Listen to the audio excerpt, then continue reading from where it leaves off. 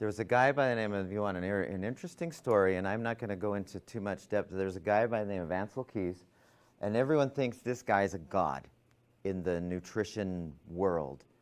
And he did one of the worst things you could possibly do. He did a study, because they started to see way back when, in the 60s and 70s, they started to see, because there was no, and people will say, well, of course there was. No, there was. If you went back 100 years ago, heart disease was not a thing.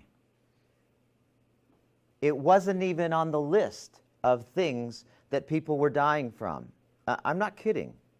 I've heard people have come out of this class going, well, he doesn't know what he's. That's the truth. You go back 100, nobody was dying like they are today of heart disease.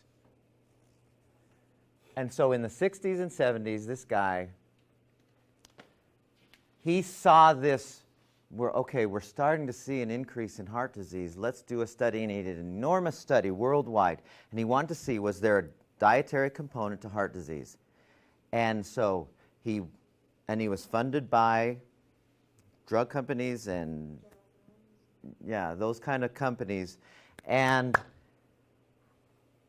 he fudged the data, all the data that said, he only took the data that supported the hypothesis that was fats seem to be the bad guy. And he took out all the data that didn't support that. And he and the FDA became buddies, and they squashed anyone who said, no, you're wrong. Fats are okay to eat. He said, no. He and the FDA, and they said, no,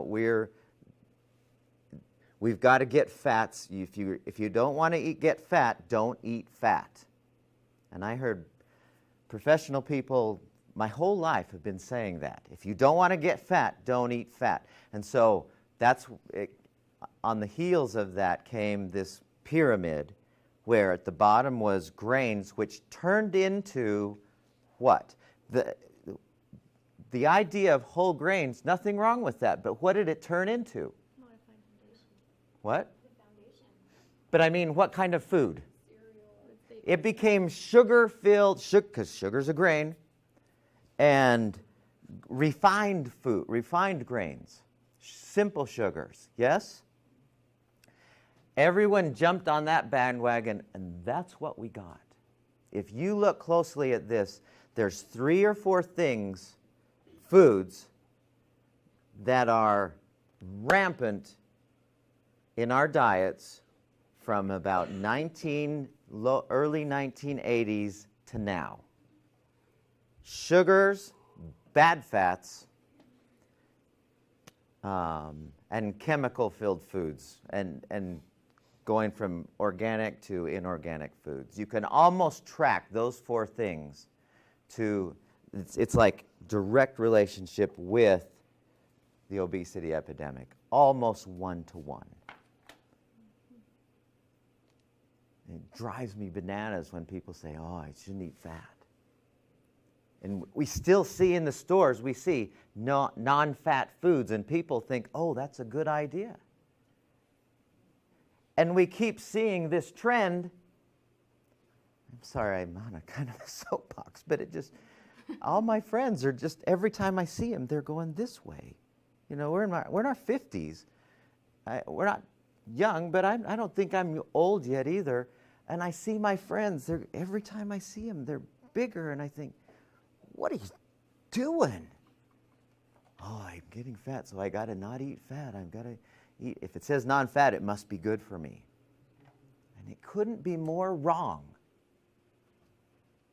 It could not be more wrong. Cholesterol, bad for me. I can't eat anything. Could not be more wrong.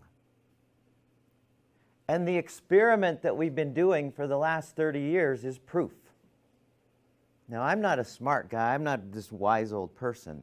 But when I see a trend that looks like that, and I look at what I've lived through for the last 30 years, it's pretty easy to come to a conclusion. Look at what we're doing.